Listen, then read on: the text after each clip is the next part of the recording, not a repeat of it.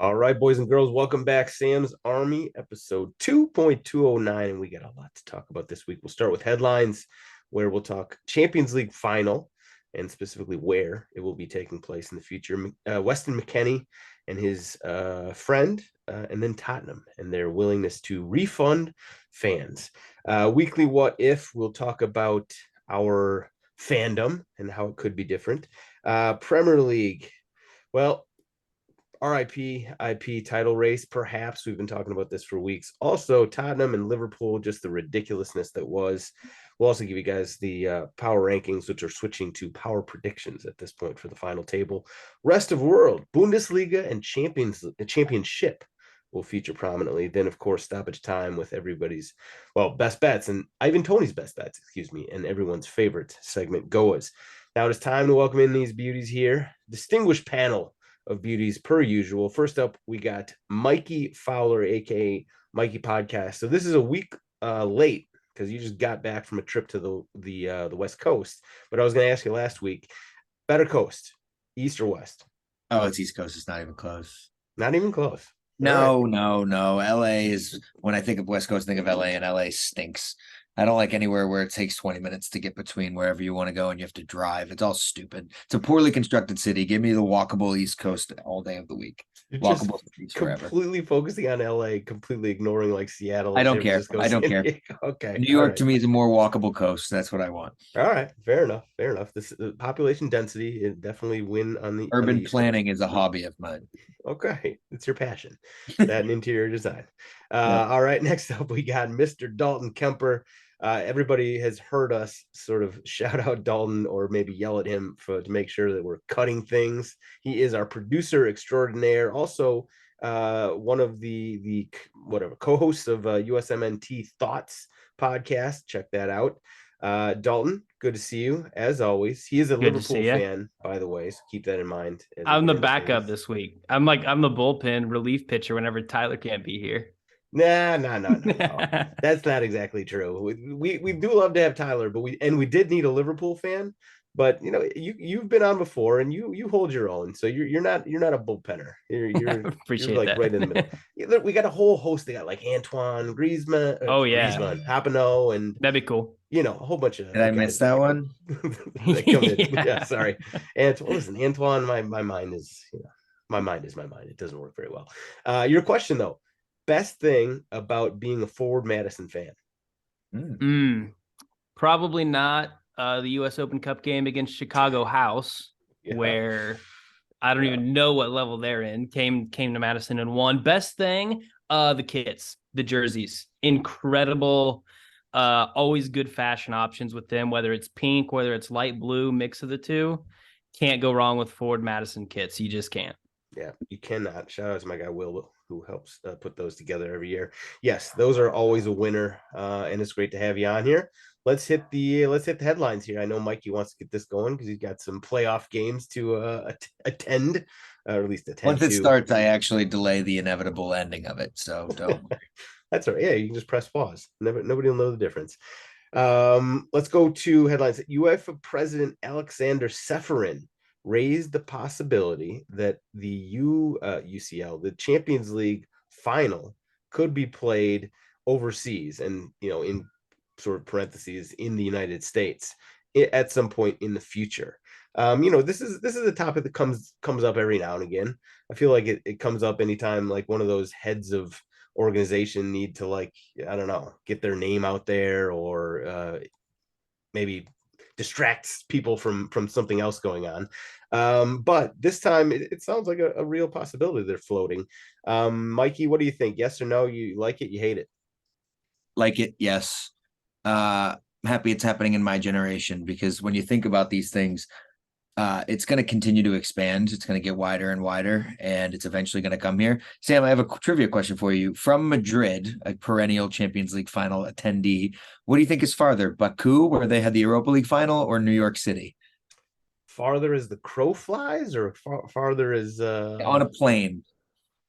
I mean, the fact you're asking me this it's Baku. Yeah, just that New York is closer. There's no change in terms of logistics. There's really no issue. They're going east that far. Why not go west and give it into America? So I'm all for it. It's going to keep expanding. Why not now? Okay. Dalton, any disagreement there? I'm more of a fan if it's a neutral venue game like a Champions League final. I don't like the talks of bringing like a Premier League game or Champions League game, group stage game here, and teams missing out on a home game because it's such an advantage. But this one, I'm more okay with. The atmosphere would certainly be different in the United States. Wait till the Europeans hear the "I believe we will win" chant for a UCL final. They'll lose it. But yeah, I'm okay with this. I know there's going to be a lot of pushback, and there has been, but I'm more okay with this than teams losing an actual home game. Yeah, I think that's a fair point.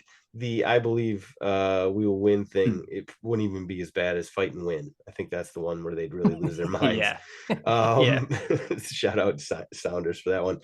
Now, interestingly enough, I put this up for, to a vote on Instagram, and 62%, I think most of the people who follow me are probably Americans. 62% of followers said that they would not want the UEFA, final, Champions League final in the US, which I thought was interesting. I actually agree with them. I hear your point, Mikey, and Dalton, same thing. But there's just something about it being, it's a European event, right? And like I get the why it would be cool to go see it around here. I'd be all for it, like if they did it, but I think it should stay over. I think it's a European thing. Let the fans of the teams that make it. I know it's when you make a good point about Karabag or Baku or whatever being just as hard to get to from Spain. But yeah, do they have to do it in Karabag? No, do it in fucking Madrid. Do it in London. Do it in Scotland or wherever the other. Why make something better? You can just keep running it back as it always was, right? Well, it doesn't. Just because it's not broken, don't fix it. God damn it! Enough.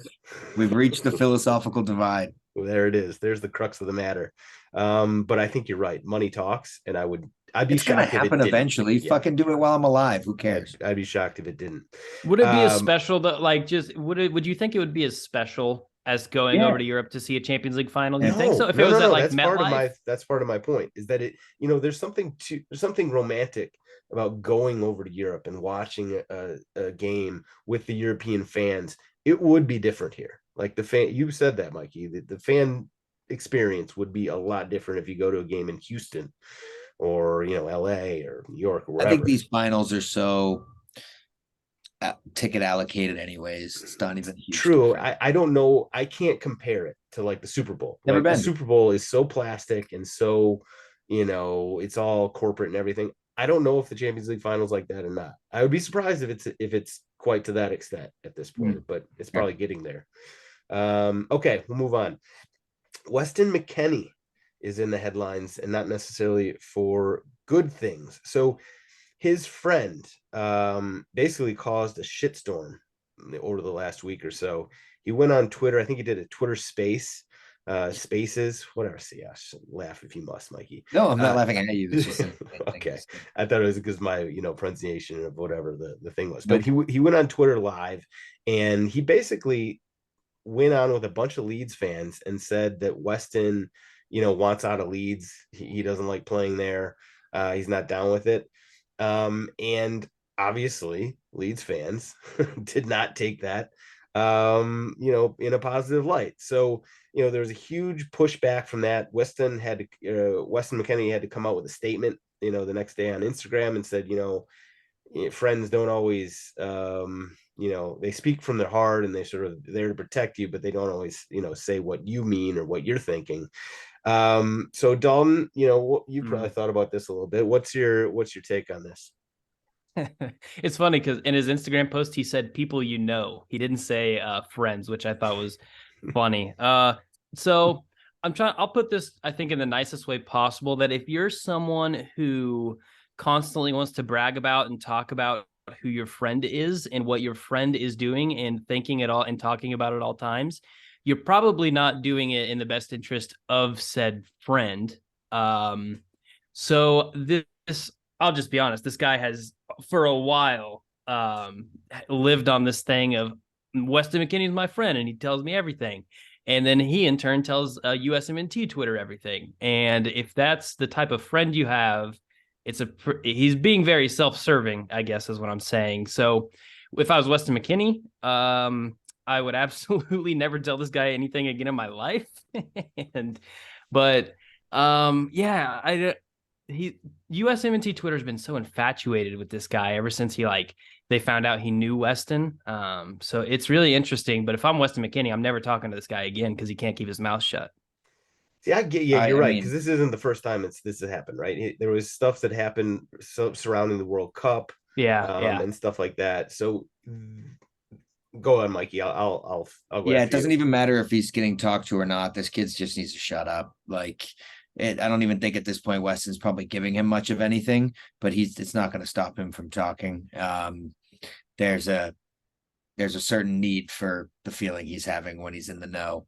That's going to continue whether or not he's got access or not. So unfortunately for Weston, a statement that says something like that is just, to me, so embarrassing, so very unprofessional. Just not a great look, and it's not his first strike. So I think this is definitely, not a great moment for the young player. So hopefully, recite speech from last summer, right? Hopefully he learns from whatever and blah, blah, blah, but it doesn't seem like it's trajecting in the right direction. Well, I can understand if this guy is like sort of a friend that he's had from way back. Like I can totally understand the loyalty thing. Obviously, this is a very self-serving move by him, not Weston's friend, to sort of keep doing these things. And at first my reaction was like, God, what an idiot. Like, well, how are you doing this to your friend? And then I sort of thought, well, listen, it's like the way of the world these days, right? It's just all about clout. It's all about sort of getting followers and everything like that. And so I kind of want to damn him, but at the same time, I get it. But it's up to Weston, really. Weston, you got to sort of distance yourself, put some space in between you, and you can't have him speaking for you like this, because it is a bad look. Yeah, I think it's pretty easy. Pretty concise and clear what's going on there. Let's move on. Tottenham. Oh boy. Well, this is the first of a couple Tottenham related issues we're going to get into. I want to talk about Tottenham the whole episode. I'm sure you do, and I want to talk about them Tottenham. Not at all. But the first one is, we talked about the 6-1 ass whooping that they took. Historic. The 5 goals in 21 minutes or whatever it was against Newcastle. So the players then came out a day or two later and said, you know what, we would like to offer a refund to traveling fans. And, for the 30 quid tickets that they had to purchase to go watch this game, never mind all the hotel and travel and everything like that. But it came up to, I think, £90,000, which is, not nothing. And I put this up to vote as well. Like, so you guys like this gesture by Tottenham fans? And actually, I was a little surprised. 66% of people said that they like this. They like the gesture, whereas 34% said it was an empty gesture. I have some thoughts on this, but Mikey, I know you got some thoughts as well. Let's see what you got here. Yeah, obviously these guys wouldn't even have jobs if we weren't such good fans and commentators on the sport. We are the real valuable people here. So why not make this a precedent? Every loss should be refunded when you go to your team's games. Let's just make this a blanket thing. If you want to give 1/3 of Hugo Lloris's weekly wages and act like it's a huge thing, then let's do it every time. Why not? It's one of those things where obviously the gesture is great, and a lot of these people are season ticket holders, and some of the shit they protest over in terms of rise in pricing is hilarious as an American sports fan consumer, but that's neither here nor there. I do think the gesture is great, but when you really break down £90,000, it's quite hilarious how right. It's not a lot. It's not a lot when these guys are getting paid, 100,000 per week or whatever or more. Yeah. This is Tottenham, so yeah. It is interesting that somehow Daniel Levy, got the players to do it instead of management or ownership offering it. You should have to pay me a scale based on your FootMob score. Not surprising. Yeah, Dalton, what do you think about this? You like it? Morgan Wallen, take notes. But no, I'm a simple man. I like things when they become memeable. And this is now one of the most memeable things in the soccer universe is Tottenham offering refunds. I like it as a gesture, cool gesture. But whenever, of course, we'll talk about it here in a second, but when Tottenham goes down 3-0 at Anfield and you see Joe Burrow's quote from the AFC championship game saying better send those refunds pop up on your timeline, that's incredible. I like it, I guess, for the meme potential. As for like players being like, yeah, we suck, I'm sorry, like here's some ticket payment, we'll reimburse you. It's fine, I guess, if that's what they wanted to do. I don't think the fans feel any differently about that game against Newcastle. Oh, I mean, listen, I didn't travel, so I wasn't getting a 30 quid refund or anything, but I wanted a whole lot more than that. They should pay you like a mental health reimbursement thing. I don't know. Listen, if they had to do that for every Spurs fan, Danny Levy would be selling really quick. It's interesting. It does open sort of Pandora's box. Now, every single time you go on the road and or at home and get your ass kicked, now do you have to do this? Is this going to become like a thing? That'll be interesting to see what happens there. Blazers out. Yeah, well, they've already got enough, ammunition against them. I just thought it was an empty gesture. I just was like, I don't like this. It's kind of nice, I guess, but like it's a drop in the bucket, and maybe just don't suck. Maybe don't come out and give up like goals left and right to every freaking team you play, whether it be Newcastle, whether it be United, whether it be Liverpool. It's not. I don't really give a shit about a little penance, a little, monetary refund. Just stop sucking. How about that? But you're right, the memeable potential. So they got season DVDs, they got banners, and now they got ticket refunds. So that's basically what Tottenham is. Hang it up. It's sad world we live in. All right, so this one is, we're gonna go on to weekly what if, and I don't think you get no points for sort of Monday morning quarterbacking my mental thought process on how I came up with this. But if you had to do it all over again and go back and pick a different team to support, and it can't be the team you already support, who would you pick and why, Mikey? I actually think I have a pretty fun one. I would love to go back and invest my time in a tiny League One side named Brentford. Because I think I would start in that humble years, really learn about the grit of the game, get to the championship level, not hate Neil Maupay, having relied on him for a lot of success in the championship. But then I think that debut season in the Premier League, that home win against Arsenal to start the campaign, would have just been the greatest feeling in the world. I saw those guys from across the way really hating and everything that they were reveling in that moment. But looking back, I would have loved to have earned that moment the way they did. So that's my choice. It basically all comes down to that Arsenal Brentford, season opener, where it was that so would have been the painful highlight of my life, man. You would change your life around just to be on the other side of that game. Totally. All right. It's a good call. I like it. So Talton, you're the Liverpool fan here. Where would you go? I think mine and Mikey's minds work so similarly. It's kind of funny. I went Brighton. Oh wow. Yeah. For very similar reasons. Join them early as their rise begins. They become a very established club. They get a cool new stadium on the south coast of England. I get to watch Trossard have a hat trick at Anfield.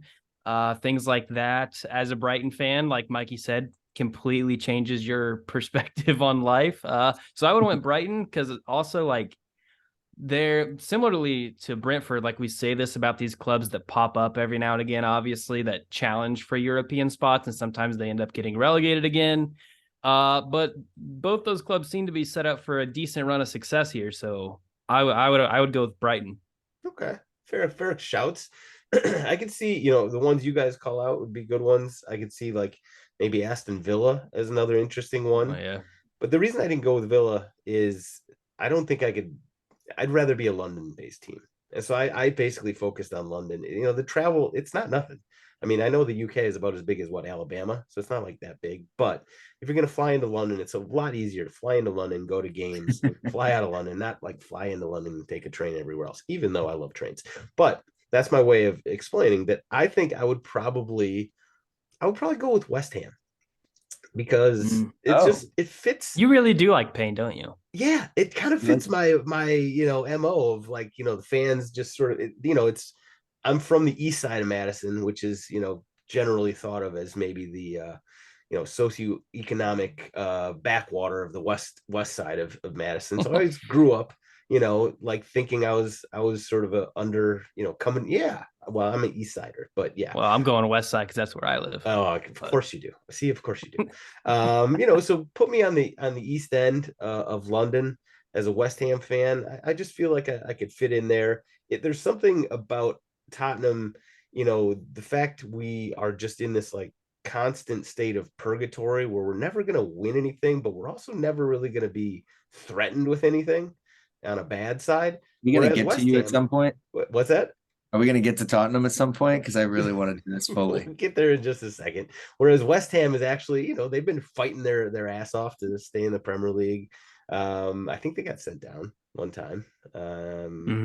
Yeah, not long ago. Yeah, not too long ago. So like they've experienced the highs and the lows that soccer can bring. Whereas Tottenham has just been like this middle of the road. Listen, they find new and special ways to hurt me, which we're about to get to. So shout out to them for that. But I think that maybe West Ham might be my choice. I wouldn't say so soon that Spurs aren't going to be close to relegation. I know, maybe that was a kiss of death right there. We'll see.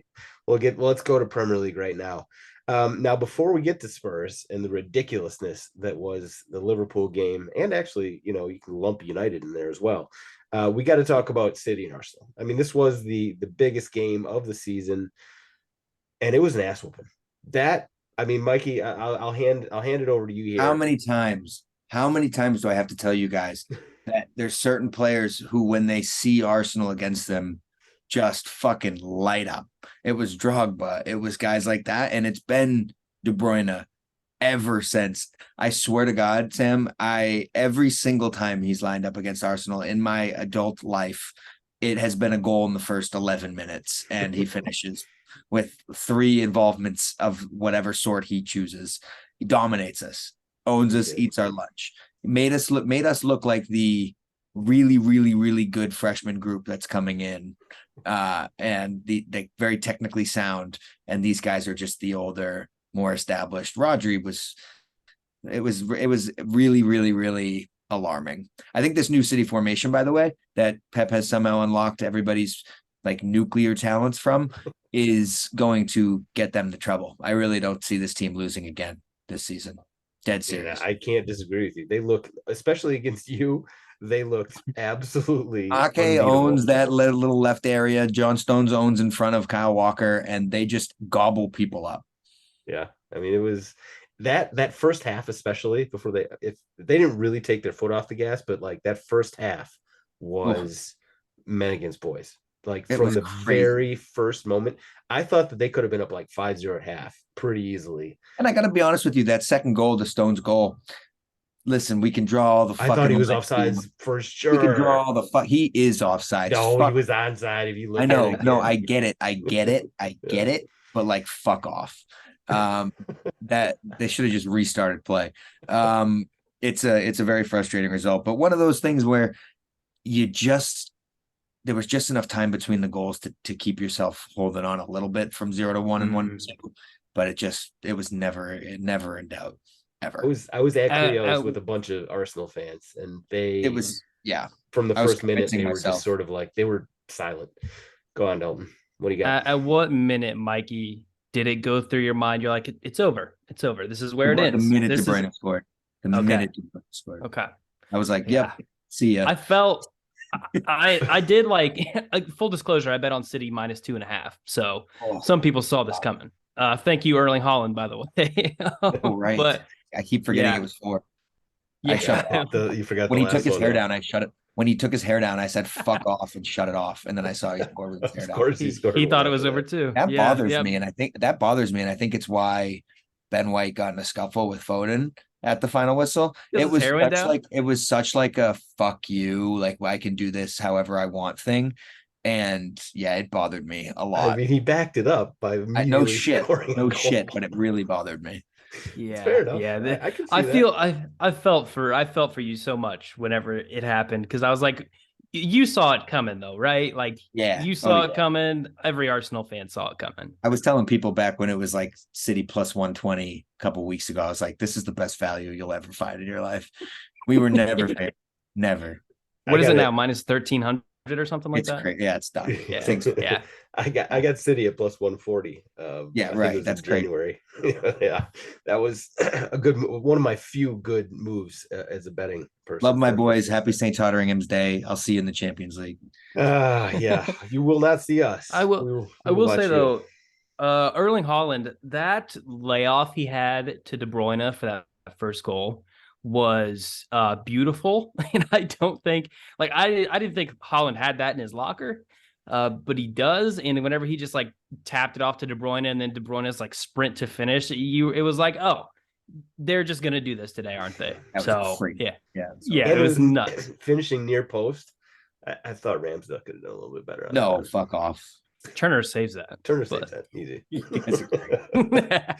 It's too bad Arteta didn't have the balls to start him.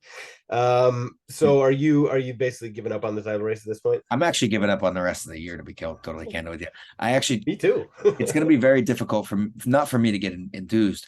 I have this long-standing theory, Sam, and I know you use your wallet with it as well. When somebody has something to play for versus somebody who doesn't have something to play for, you always you always take it. Yeah. And we are going to have 4 or 5, however many games left, where this is going to, I swear to you, I don't know if we're going to pick up many points from this.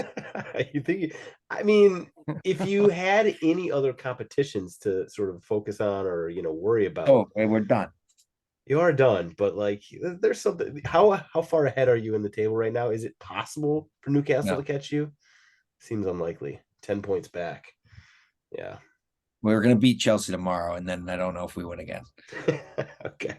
So the drama, the intrigue and drama and personal and we'll get the Chelsea level with Bournemouth, Derby. Chelsea. Okay. All right. Well, listen, it did go down pretty much exactly like most of us predicted. We actually at last week's podcast, I think most of us said 3-1. So I was like sitting there like, we nailed it. Of course, Haaland takes his hair tie out and scores another one and kind of ruins it. Fuck him. I did love that move. Let's move on quickly. Maybe just breeze through this in 30 seconds. No, this is where it's at right here. This is the meat and potatoes. Oh, Tottenham. So game of the year. The most interesting thing here is the game with Liverpool, which was just, I mean, I say I come into these games with no expectations, and I really do think that I have no expectations. But then the ball gets rolled, the first kick of anger, and you're like, okay, well, fuck it, let's just go ahead and win this game. And Liverpool, just like United in a couple days before that, just come out on fire, or Spurs come out with their tail tucked between their legs. We're down 3-0 in a matter of moments. And I mean, I'm glad that I'm not one of those people that like sort of post videos, reaction things on the internet. I wish you were. I am very glad I am not, because I would say things that I regret. I would do things on camera that I should not be doing. And it's a good thing that I'm not on camera for reaction. I was losing my mind. It was almost worse than the Newcastle game, because Newcastle's like, it came out of the blue. I was like, how is this happening? How did you give up 5 goals in 21 minutes? I don't understand. And just like the tweets that, or you should be kept coming. I do not belong on that. But then this time it was like, it was expected. It was like, okay, we know that this team is capable of like laying down and dying and or at least dying in the first half. And they did it against United. And then they came back and they showed some spine, and they, scored 2 goals, and we got a draw out of it. And then we did it again, only worse, against Liverpool, 3 goals. And at that point I was losing my mind. And somehow I mean, I guess Ryan Mason deserves some credit here for getting the guys up in the second half. What the fuck does Ryan Mason have to do with anything that's happening? Thank you. I don't know. I have no idea. Whatever his pregame plan. Ryan Mason should have to buy a ticket. whatever. Well, listen, you got to give him some credit because whatever he says at halftime. Did they refund Ryan Mason's ticket from the Newcastle game?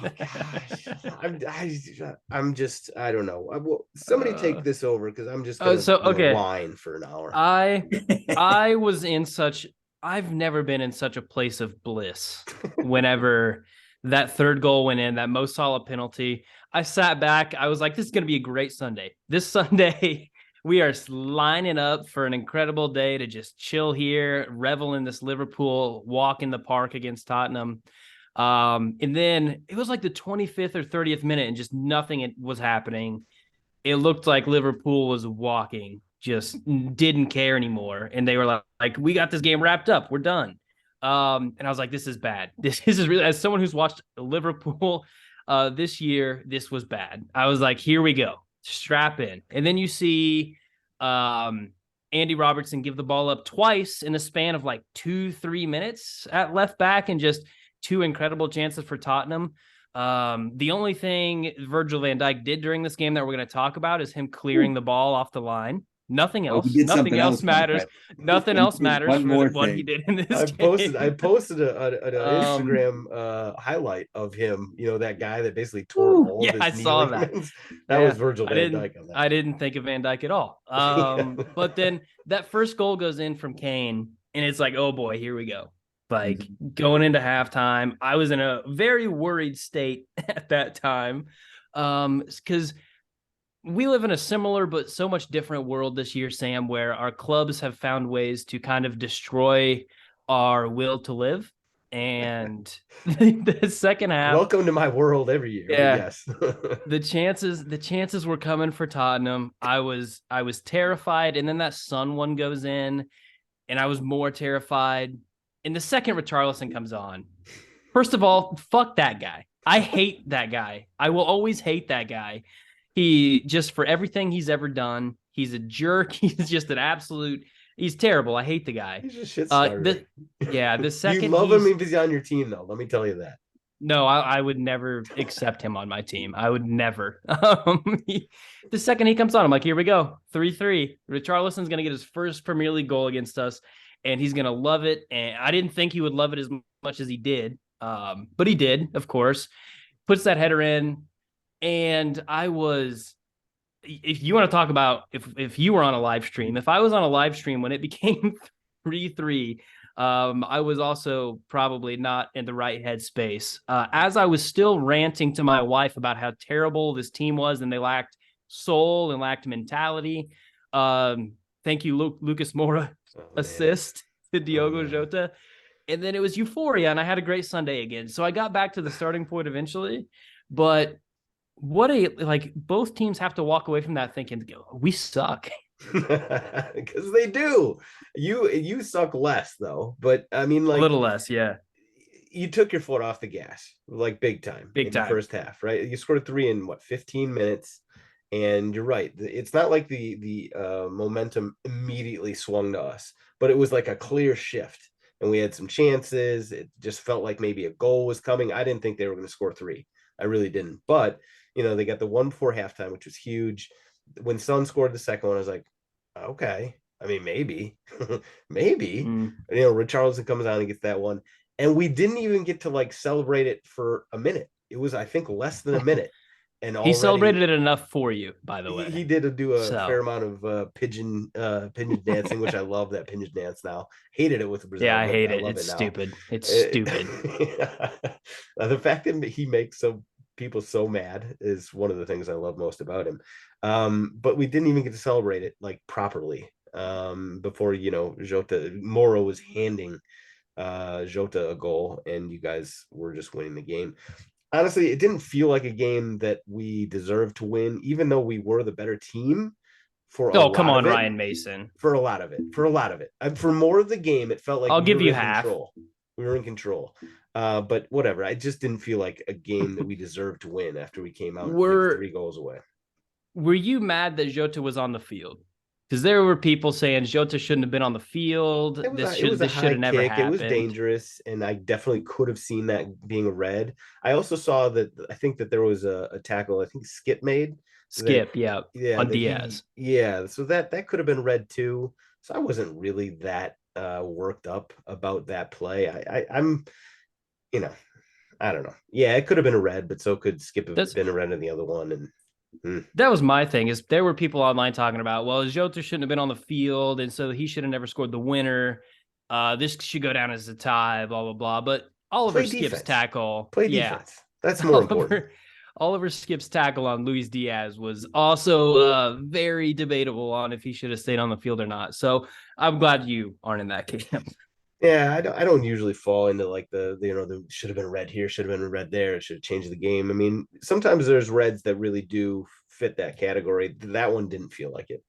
And also I'm trying proactively not to care about Tottenham's results. It's not working very well, but I'm trying. It's an effort that I'm making. It's a Mikey, process. Yeah, listen, we're early on in the process still after however many decades of liking this team. Mikey, any thoughts on this game or Tottenham that you want to get your parting shots in on? No parting shots. I was impressed with Trent in midfield. That was my first time watching 90 of him doing that. I like that a lot. And I thought really catching some good form and some high confidence from Pedro Porro. He had a couple shots that guys take when they're really feeling good, like the across his body trying to hit Allison's back post. I came away thinking he was, a pretty good option for you and not that poor of a player. So he's defensively, he's a liability. Well, he can't defend anybody. That's fair. But he's more of a Trent Alexander-Arnold type. No, I thought he was good. He was promising. Not that, but yeah, I liked a lot of things I saw from those two players, in particular. Okay. Yeah, I just think Liverpool's a better team, and you guys will finish ahead of us. But go ahead. Do you want to get the last words here? Life is what happens between the chances I get to watch Trent Alexander-Arnold play midfield. That is what he is. That has been the highlight of this season for Liverpool so far. Yeah, the last few games, he's been, a revelation, and we'll see if Klopp actually sticks with it. Any other games from the weekend? I mean, there were some interesting results. Brighton put up 6 on Wolves. Not a surprise. United came out. Send out those refunds. Yeah, if anybody. Brighton doing what any great team does with a great young midfield is add fucking James Milner to it. I mean, what the hell is that? It's a good question. I have no clue. Surely, they're thinking he'll just be a player coach. I don't know. They did it with Adam Lallana when he left Liverpool too. They picked him up, and he actually was a player coach for. Yeah, but he was 31. Yeah, Milner now 37. 37. Okay, yeah, that's up there. He was getting megged in black and white. Listen, I've been saying that he is headed. He's been a great player forever for you guys, for Liverpool, and for City, and God knows how many other teams before that. But he's old now, and he's been bad this season. So yeah, I'm a little surprised by that move. Bournemouth, huge win at home against Leeds. They're safe now. Bournemouth, they got to be safe now. They keep winning. I thought before they beat Tottenham, I thought, I think Bournemouth, they're gonna find a way to slide back in where everybody thinks they're gonna, finish. But when they beat us, and now they just keep on winning. You're right. I think match week 34, they're level 1 points with Chelsea. Jesus. I mean, it is funny that we talk so much about Spurs when Chelsea is just an abomination on another level. Fucking free fall. Terrible. That's a good point. I didn't Lampard know in. Points. Lampard in forever, as I think we've said that many times. Today there was a really interesting game, Leicester and Everton. Both teams really they did not look like teams that were gonna get relegated, although I would be surprised. We're playing each other. I was gonna say this because they were playing relegation competition. Fair enough, but it was a great result. What I'm comparing it to is a team like Leeds, who looked absolutely dead. They brought nothing to the table against Bournemouth.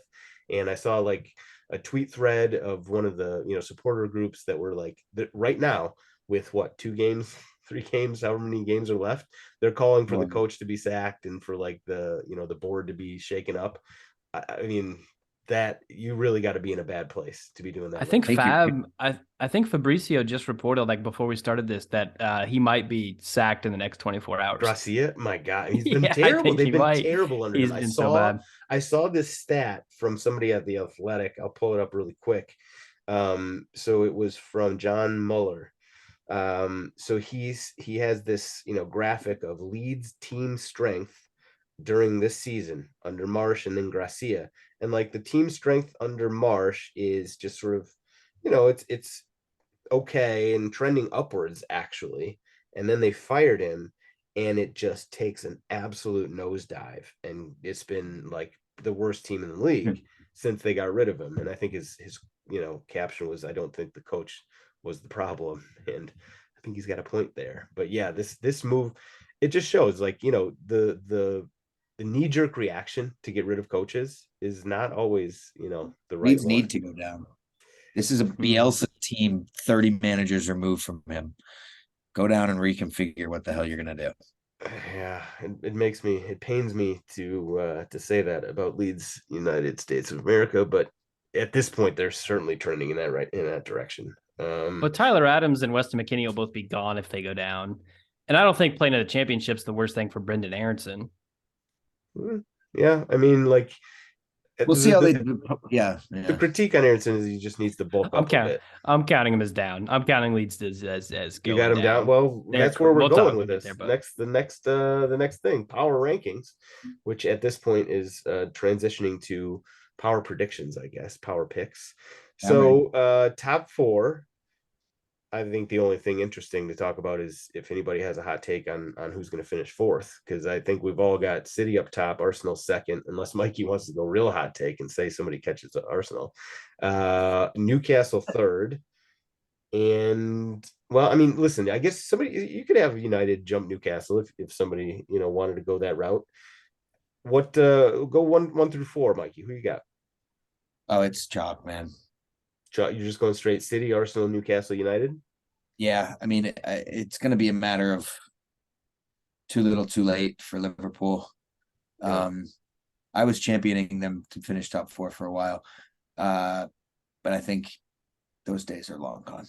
So I don't want to say long gone, but unless I'm missing, no, they're gone. They're long gone. Yeah, I think it's all. It's a big gap, right? It's 7 points right now between United in fourth and Liverpool in fifth, and they have a game in hand. They have 5 very winnable games next up, Liverpool. So candidly, they could win their last 9 Premier League games and not finish in the top 4, which would be quite the achievement. If there's a wild card here, Brighton needs to be United this week. And it would be Brighton because they've only played 31 games, so they've got 2 or 3 in hand on everybody above them. They got a tough road though. Then you got United, you got Arsenal, Newcastle, City, Villa, and those are all teams that are fighting, basically for top 4. And then the other games that aren't against those teams are against Everton and Southampton, who are going to be, fighting their dicks off to try and stay up. So they have a tough road ahead of them. I tried to go out on a limb last week and like maybe Villa will catch them because they've been the hottest team, but like the math just doesn't really work out. Dalton, what do you got any sort of hot takes there? Are you sticking? I got chalk as well. If United didn't have so many injuries, I'd probably go them to jump Newcastle because their end of the season is much easier than Newcastle's, but Newcastle's also firing on all cylinders right now, and Isak's playing like Messi, like running down the wing and having like assist of the season type stuff. Liverpool, I also had hopes like Mikey, but the run that went City, Chelsea, and Arsenal, that kind of killed those hopes. So yeah, Liverpool, Europa League's not so bad, right, guys? I love Europa League's okay. It birthed Saka and Martinelli. Don't ever forget that. Keep me out of Conference League though. Exactly. I'm like, if we can't get to 5th or 6th or whatever, I want to finish 8th or 9th. That's exactly what's happening. Is Brighton's jumping you and you're finishing 7th. It's written in the stars. It's in the stars. I have a nightmare scenario. Ryan Mason can play left back and coach in Azerbaijan next Thursday. That is a nightmare scenario, and of course it's going to happen because I don't want it to happen so badly. 100%. That we finish. I'm actually going to try to bet that. You should. It's almost written in the stars at this point. Okay, now on the relegation side, bottom 3. Now this is interesting. We got a lot of teams that are, sort of within striking distance here, including my other team in another universe, West Ham, are somehow still involved. So let's go bottom 3. Dalton, you go first. Who you got going down? Southampton, obviously, they're done. I think we're all gonna have them pretty clearly. They got South, one. yeah, Southampton, Everton, Leeds. I think Everton has to play Brighton, City, Wolves, and Bournemouth. And Oh, so I don't know if Everton gets any points out of those games. Leeds, we've talked about how terrible they've been, but they also have to play City, Newcastle, West Ham, and Tottenham. So maybe 3 points on the last day of the season I was against gonna Tottenham, say but they got a built-in three. yeah, I think Southampton, Everton, Leeds are like someone they would have to do. Someone else would have to screw up astronomically. Maybe Nottingham Forest, I guess, because they're in 18th right now. But I think those three for me are going down. Yeah, I mean, you can make a strong shout for a lot of these. I think that's a fair argument. Mikey, who you got?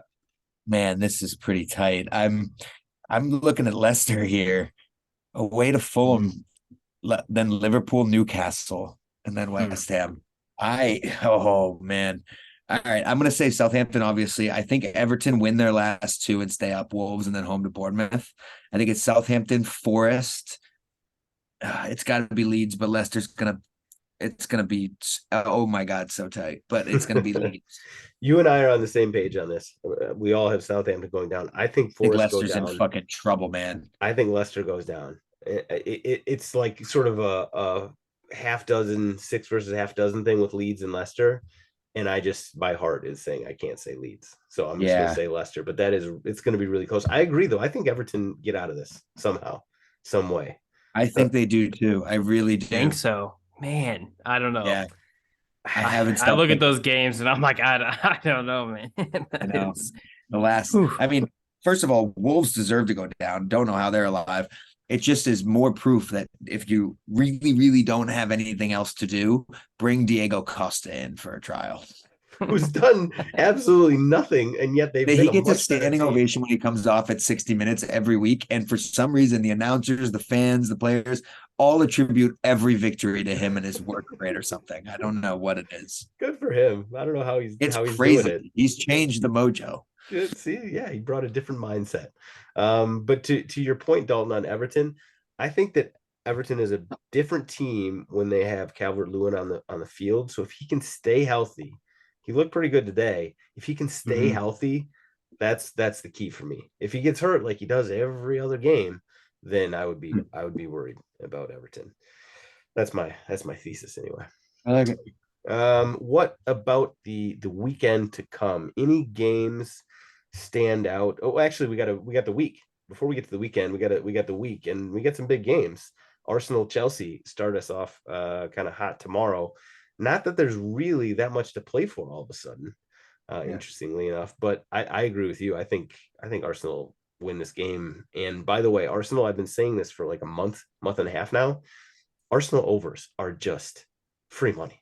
They have been free money for Once Saliba went out, you should have just hammered the alternate over. They have been, and I've been paying for all my other bet gambling bets based on that, thankfully. Smart man. So I got Arsenal, and I do think you guys are gonna kind of bounce back from that shellacking. I fucking hope so. Yeah, but well, listen, I mean, Chelsea doesn't score any goals, but they also don't get scored on that much. So their defense isn't terrible. Yeah. Any other games? We got Brighton United. Can we talk about the Chelsea lineup decision making quickly? Sure. What do you yes. Did you see what they put out against Brentford? It's disgusting. It was one of those things. So I was at Cleo's watching with a couple Chelsea fans. I was there with Scott Darling and his cousin Mike, and they're both big Chelsea fans. So they had one TV behind me in front of them on the Chelsea game. And when they saw the lineup, they were just like, "What is going on?" And I saw your tweet, Mikey. I think. Yeah, the only thing important today or something was like it was an 8-1-1 formation that Chelsea put out at home against Brentford. Conte and Gallagher is double tens behind Sterling. It's truly breathtaking, groundbreaking stuff. And Pulisic still can't get in the goddamn lineup. Blessed days. These are truly blessed days. Frank had to have been hammered. He had to have been. That's the only excuse. There's no other way he puts that out. That's 5 straight lost, 6 out of the last 7. No win since March 11th. That's I was just gonna say, while we were talking on Arsenal, today's a month. Today is a month since Arsenal's last win. Did you realize that? Yeah, I have realized that actually. I'm glad you brought that up though, Dalton. God, I mean, listen, you guys got so many wins over the first 7 months of the season that this definitely is. It feels nice. It's been a nice little reprieve Champions from the League, normality. I know. Listen, I don't know when the next time we'll be playing that is. Any other games? Brighton United Thursday. Yeah, that one. Yeah, there's an over. I'm hammering the over in that one. Yep, 100%. Speaking of overs, Man City hosting Leeds United. They might score 12 in that game, and I'm not. Is that this weekend? Yeah, that's on Saturday. Yeah. That's Holland hat trick. They have West Ham on Wednesday too. They're going to be fucking 7 clear by Sunday morning. They're going to put up some numbers. I don't know about West Ham, but I think they're going to put up an ugly number on Leeds. I think Newcastle Arsenal has big game potential. I think it's going to be ugly, but I think it's going to feel big for Newcastle at least. I think this might be their. They'll be into it. St. James is going to be rocking. Yeah, I think they'll win that game. Would not bet against that. West Ham United, Liverpool, Brentford's interesting matchup. Tottenham will get smacked by Palace, of course, and I'm tuning into that for sure. Roy Hodgson, I mean, they're going to win by multiple goals. Be in your seat on time for Tottenham Palace. There'll be 3 goals by the 5th. Yeah, you better be there early because there are going to be a bunch of goals, probably by Palace. But if it's not by Palace, it'll be by somebody. There's going to be early goals in that. Take the over in the first half. Who would have thought by the beginning of the season, Crystal Palace would end up being an over-better's dream with Roy Hodgson back in charge? That's only lately. You forget how fucking barren they were before that. They were. I mean, I know. That's why I said, like, imagine saying that now after the beginning of the season. Hodgson's a total football coach. I guess so. But the other thing is that Vieira seemed to have them going in the right direction, and then they just. Tottenham should hire Hodgson. He's the future. Oh, we're near the bottom. They're fine now. Hodgson, listen, I love Hodgson for Palace. He's love Hodgson. Right where he belongs there. Anything else? Hodgson, we'll leave it at that for the Wolves Villa. Yuck. Chelsea Bournemouth.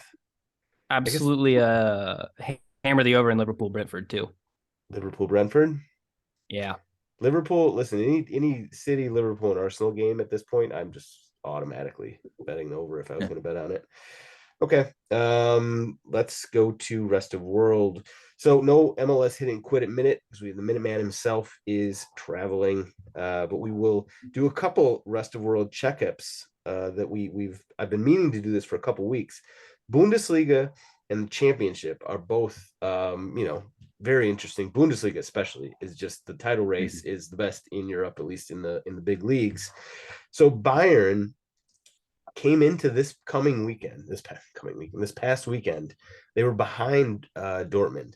And then Dortmund screwed the pooch on Friday, and they went to Bochum and drew 1-1. And then Bayern, by the way, they did not look good in this game, but they beat Hertha 2-0 on Sunday.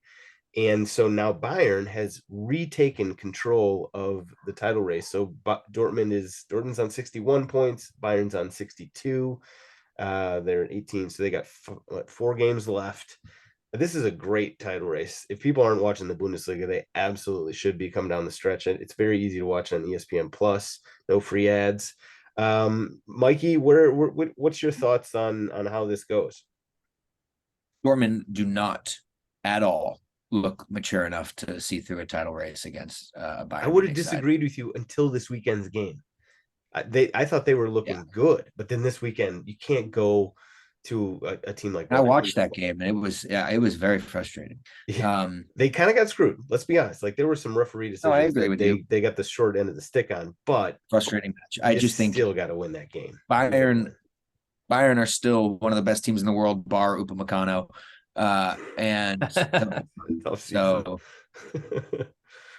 Upamecano. No, everyone forgot about Dortmund's biggest weakness, Dortmund.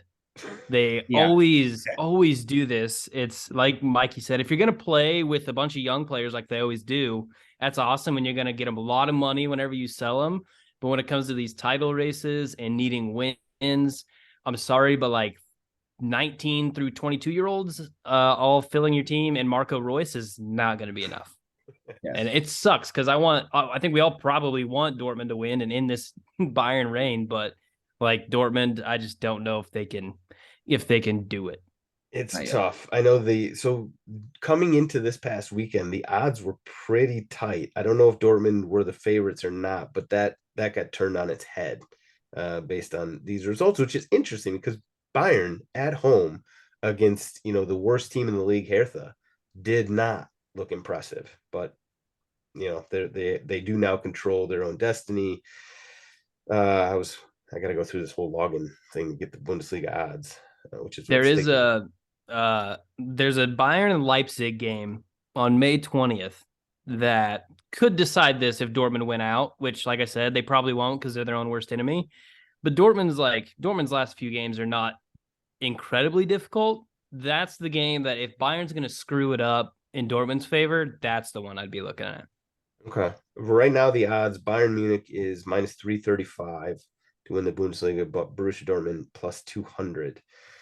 So yeah, that they were basically kind of neck and neck coming into this weekend. So that it felt like a loss, but it was a draw against Bochum. Really turned things around.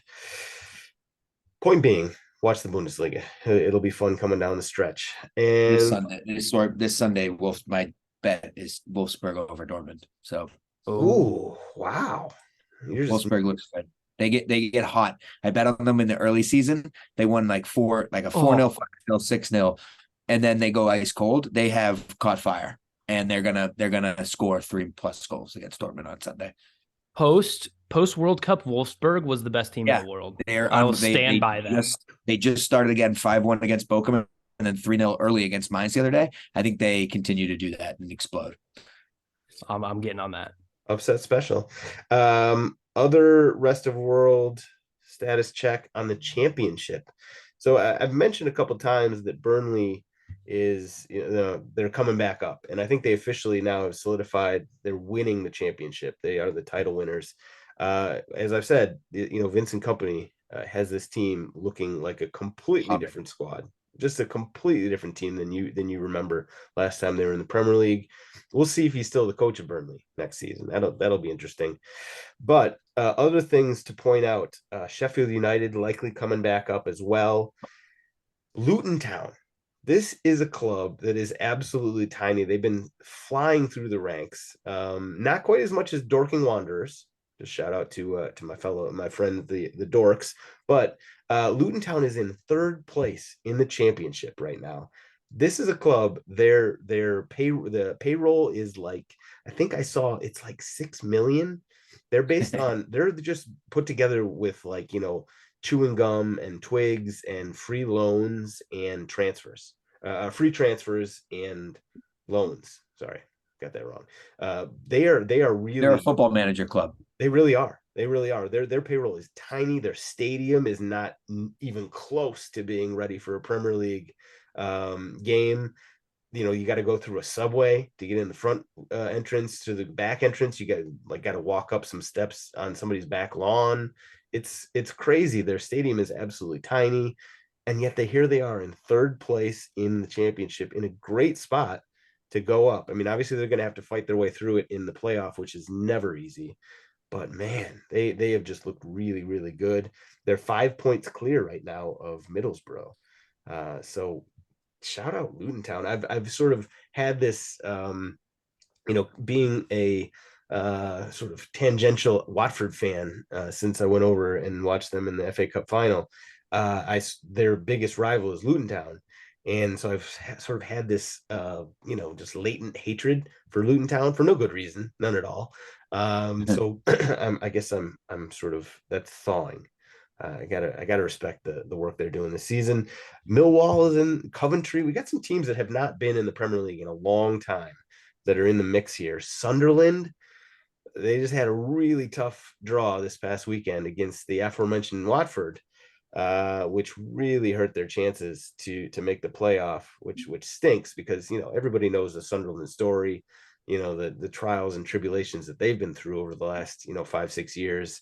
And so for them to come up from League One and in the first season in the championship be pushing for a playoff spot is pretty incredible, especially when you consider that they lost some of their best players over the course of the season, two of their best scorers in recent months. So just shout out to Sunderland.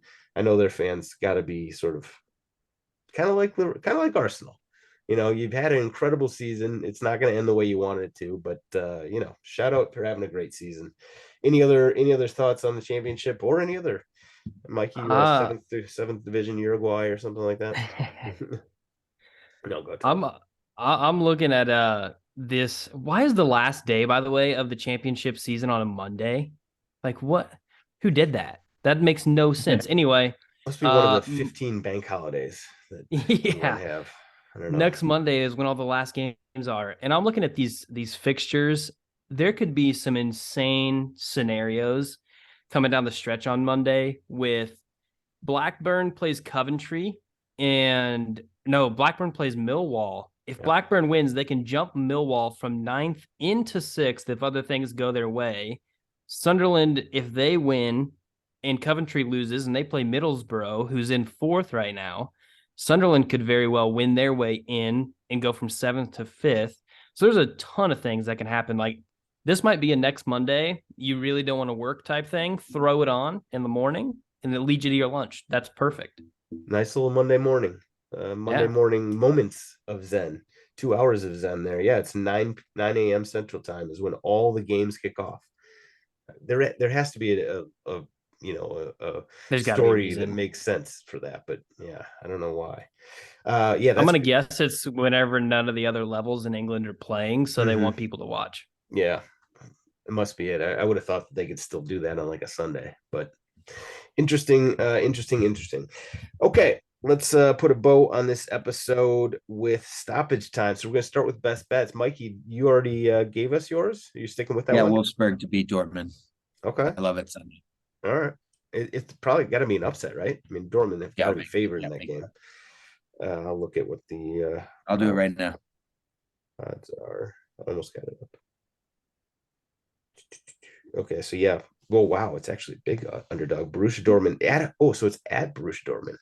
Yeah, okay. yeah. Minus 200. Wolfsburg's plus 475. All over it. Ooh, Mikey. That's a big one. Spicy. Okay. Real spicy. All of that. I really love it. What do you got, Dalton? We got two both teams to score bets. Parlay them. Brighton, Man United, both teams to score on Thursday. And Liverpool, Brentford, both teams to score on Saturday. Parlay them, you get plus 146. If you don't want to wait till Saturday for that Liverpool game, do Liverpool and Fulham, both teams to score on Wednesday. With that Brighton, Man United, both teams to score, and it's like plus 180, something like that. I added in there earlier, but it went away. So, but yeah, you get some pretty good plus odds for both teams to score in those games. Okay, I like it. I mean, I've like a lot of overs this week with like City and Arsenal and Liverpool and all those. The ones I'm actually going to shout out. I've been doing this over trains thing, and it's been treating me pretty well, I gotta say. I'm not going to do the Arsenal Chelsea game, although I do think that one's going to go over. I'm going to go 3 games, one on Friday, one on Saturday, one on Sunday. I like to spread them out a little bit. So on Friday, Dundee United plays Queen's Park, and that's in the Scottish Championship. And these teams have been scoring left and right. I think that that's an over better's wet dream. That's on Friday. Then on Saturday, we got City Leeds. I think City is going to put up a number on Leeds, unfortunately. And then I didn't even realize this, but I've had it written down all along. Dortmund and Wolfsburg. I got the over on Sunday as well. I agree. So we put those 3 together. I like it. Our brains have come up with good bets there. So there's our best bets. And now, of course, everybody's favorite segment, GOAWs. Dalton, it's been a little while since you've been on the show. I feel like we got to give the first go here. Jurgen Klopp, and specifically his hamstring. I have that written down as an honorable mention too. I enjoy. Some people are like, "Oh, win with grace, lose with grace." Like, no, I talk all the shit in this situation on the 4th official. Paul Tierney, especially, terrible ref. talk all the shit. He's probably going to get a suspension for it, which is BS. But just seeing him, the replay of him sprinting to the fourth official, yelling probably something in German at him, so he had no idea what he was saying, and then immediately pulling his hamstring was absolutely incredible. That's a Klopp GIF for the ages. And there were some incredible memes about Naby Keita whenever he sees Klopp in the training room this week, and just some incredible memes out of that. So for me, it's Klopp, and more specifically, his hamstring.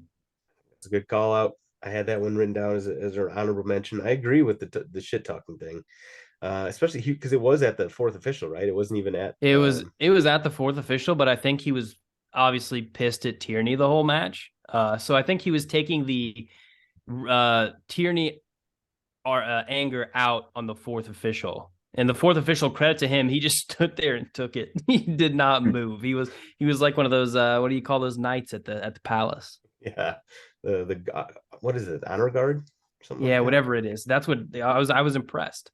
It was well done. Listen, they I feel like refs, in a grand sense, that they know the situation, and that was obviously an incredible goal, and you just gotta kind of let coaches and players get a little leeway in a situation like that. So yeah, I guess maybe the go is actually that fourth official for just sitting there and taking it. All right, Mikey, who you got? Two quick ones. One, Ivan Toney.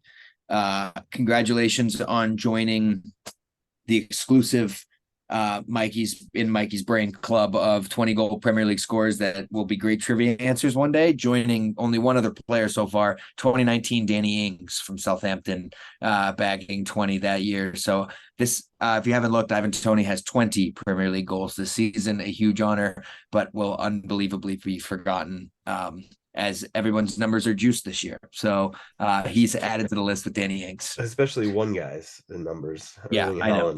And my second one for you, Sam, specifically is Richarlison. Not because of the goal or the celebration or anything, but because he posted a very cool Instagram video today of his goal and celebration with no acknowledgement of what happened immediately afterwards. Just was like, hell yeah, my fans are gonna be like, this is so sick, I scored a goal. The funniest thing about that, the funniest thing, I saw this in the left-hand side, it has the TikTok emblem and who created it, and it wasn't even Richarlison's account. He saved this from someone else and just posted it to his own TikTok. It's amazing. I love that. That's a great move. You know, what does he care about, like, the fact that Tottenham lost? He scored a game. Yeah, fuck yeah, he's off the schneid. And he's got his goal. All right, that's a good shout out. He deserves a goal for that one. I got some honorable mentions. I'm going to give one to Wolfsburg's Pauline Brenner, who is she's Sam Fam. She's been on the program in the past, and she's the one that scored the game-winning goal against Arsenal in the Women's Champions League semifinal. I think it was just this morning. So I had to bring up the fact that Arsenal got, dumped out of that competition in some way. But so shout out Pauline Bremer for the goal. Also honorable mention, Sammy Vines, another Sam Fam member, highly distinguished. Royal Antwerp won the Belgian Cup. So he brought home some silverware. I think he's just on the verge of coming back from injury. So hopefully he'll be back soon. And then my actual goas this week are to two people who were born in 2007. So they are 15 years old, and they are professional soccer players. They're getting, minutes on first division teams. One of them, Lamine Yamal for Barcelona. I don't know if you've heard of them.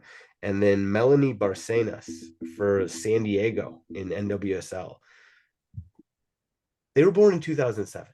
I was like a fully formed adult, getting beaten down by the man out in the real world with a job and not a mortgage at that point, but rent and monthly bills to pay.